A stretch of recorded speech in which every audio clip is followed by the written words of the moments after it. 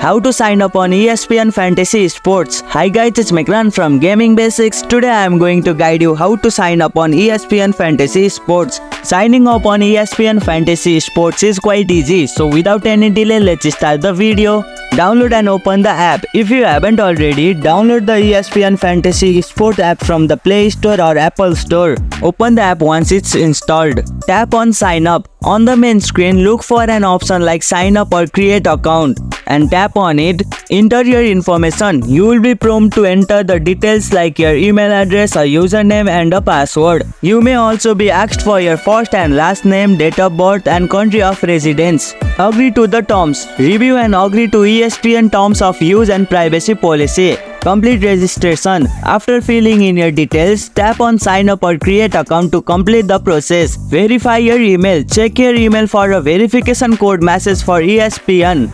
Click the link in the email to verify your account. And here you go, that's how you can create your account on ESPN Fantasy Sports. If you liked our video, press the thumbs up and share button. If you have any question, comment down below and don't forget to subscribe the channel for more tutorials.